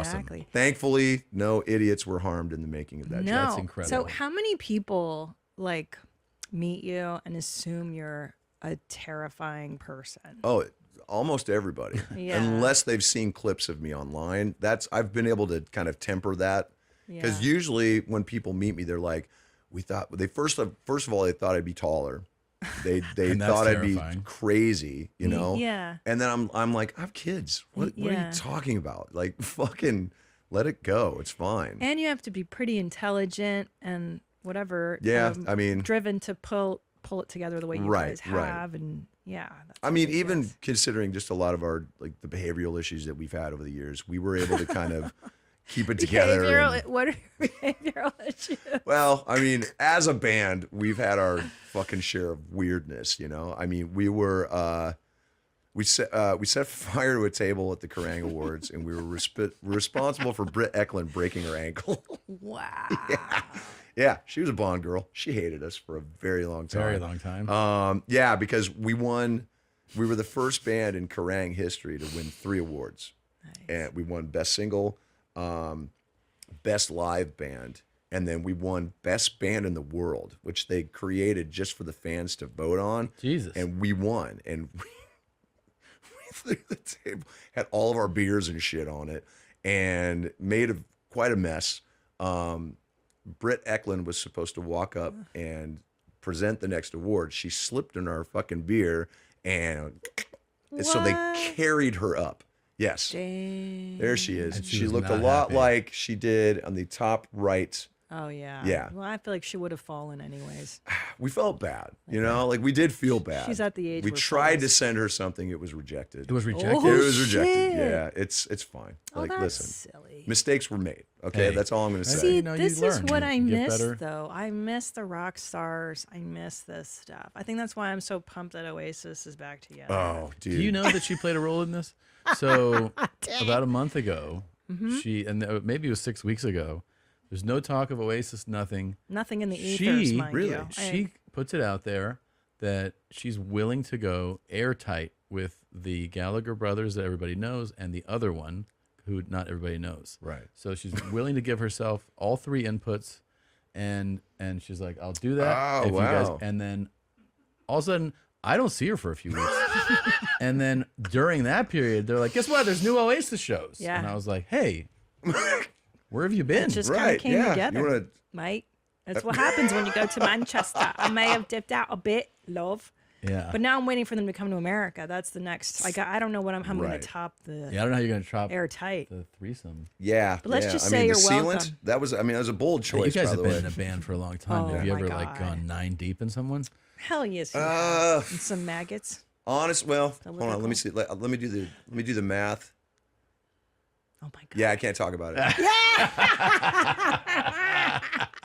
All I can say, this was before the interwebs. Yeah, of so course. it can't ruin my life. It's a Let's put it different that time. way. Yes, It's a exactly. different era. Not everybody had their love fucking this. phone out. Dude, like, let's just say, like, there's some crazy shit. Yeah, but of course. Of course, Yeah. that's why you I mean, become we a were- rock well, star. That's why you become a fucking- Exactly. You know, bang chicks. I have very strong opinions about a lot of that shit. It's like, and what's your name? Amen. Oh, I'm just Thank kidding. I don't want to you. hear your name. It's like, it was just a different scene, man. Yeah. You know, and people don't realize that. It's like it's like watching a movie from the 60s. It's like watching a Bond film and then judging it based on modern principles. Yes. It doesn't fucking work that way, it's man. true. Like you cannot do that with someone in that age. You know, it is an absolutely different fucking ball game. Different. It's true. Yeah. Now, what's going on with Perry Farrell and Dave Navarro?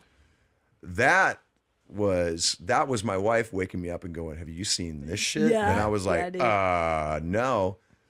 It's sad, man, because I know both of them. Sure. And Dave Navarro is one of the sweetest souls on the planet. Perry also is very sweet, man. Like has never been anything but fucking kind to me. And seeing that, I don't know what's happening there. And I don't want to make assumptions because I don't want it to get fucking blown out. It looks it could be chemical, it could be behavioral, it could be because they've known each other for fucking 40 years, man. And there's so many myths about their relationship. Who fucking knows what that would be at this point, you know? Right. So I just hope he's okay. I hope Dave's okay. I mean, I reached out to him to see if he was it's my phone. it's yours? Okay. Shit. Yeah, I was vibrating. Okay. Stop. There. Okay. You texted Dave. I texted Dave to see how he was doing. He hit me back. He was like, he's cool, you know. But Poor buddy. But obviously he doesn't want to say anything because right now they're just trying to figure out what the fuck they're gonna do. They you know? canceled. Yeah. That's such a bummer. I wanted to see that tour so bad. I've been waiting to see the original 4 for me and Clown, actually. Clown's a massive Jane's Addiction fan, dude. Oh, like Jane's he studied that shit like the Zapruder film. And like, came to me just like, dude, Taylor, you don't even fucking know. Like it's crazy. But don't you feel like they're so underrated? I feel like 100%. Why the fuck weren't I think they're considered one of the great, especially coming from Los Angeles. Yeah. They were like an LA band and I Yeah. got to fucking watch that growing up. And then I got to see them at the first Lollapalooza when I was high on acid. Right. Yeah. I was there. Oh, you were? Yeah, Irvine yeah. Meadows, bro. Yep. And I was like, why? His voice is like from another realm and they're so He's one of the talented. most there's no way to recreate his voice. No. And the people who try, it sounds like they're going to kill themselves, you know? Yeah. Like there's Yeah. like it's so high up there, but it was so perfect. I compared Nothing Shocking with Appetite for Destruction. To me, it is same time. It's just one of those examples of like a perfect album, you know, because you can put that album on and just start it and never skip Press anything. play. Like You're just even good. Thank You Boys is fucking wonderful to listen to, you know. It's just a great album, you know. Damn.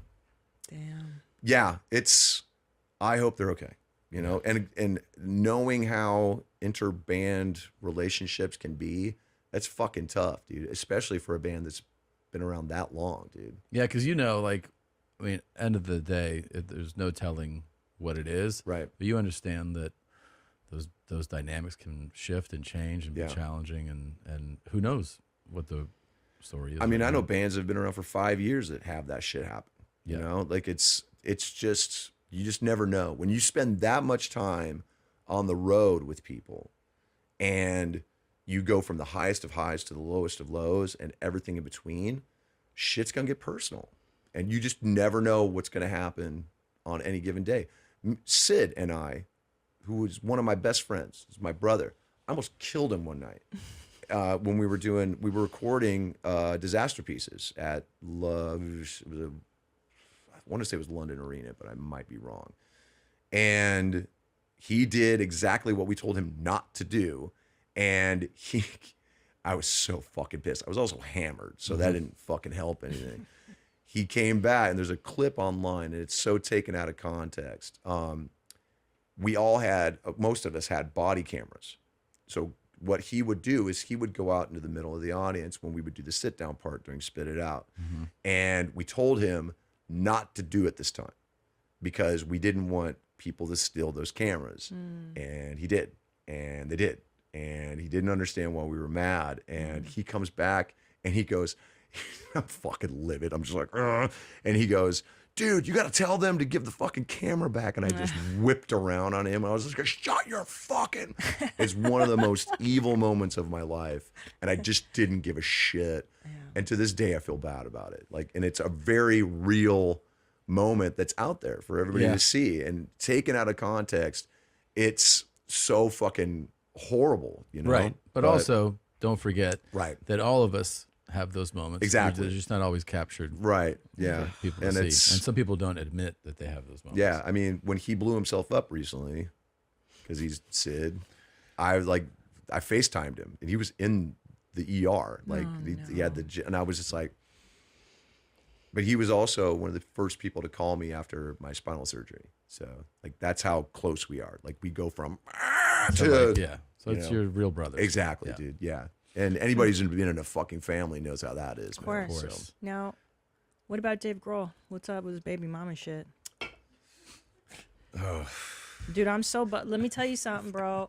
Sorry. Here's my take. No, let me just say that. I will say this, okay? Like, apropos of this earlier discussion of like, you guys are fucking rock stars. You're knocking shit over. Right. Old bitches be falling and spraining their ankles. but she knows, hey, that's fucking Slipknot over there, honey. Right. You better be careful. So I feel like this whole, I'm just a nice guy. I'm a nice guy. Like, bitch, no, you're not. You're a rock star. Right. And you fucking impregnate bitches, fine. Because that's what they do. That's what they've been doing for the 70s, the 80s. Like, why come out with a statement announcing it to everybody? And secondly, why are you busting nuts in your side piece, bro? All valid questions, Christina. Corey? Well, I'm glad you brought that up. Yeah. I'm sure I was hoping it would come up. Get a vasectomy. It's fuck, dude. It's so messy. Yeah. Like just 100% messy. And do you know Dave Grohl? I do know Dave Grohl. So? He is one of the nicest people on the planet. And heard it many times. Yeah. Yeah, sometimes. What's that? What was it? Mistakes were made, Christina. I mean, and I don't listen. I'll tell you exactly why they put out a press release. Yeah, because I'm so confused. Because he wanted to get ahead of it. He wanted to get ahead of it because he knew that if he didn't say something, somebody else was going to say something. Because I mean, I don't think we even know who the baby mama is, right? Not yet. By the time this comes out. But I can guarantee you, as soon as she finds out that he may or may not be a part of everything, she was going to say something. And it's called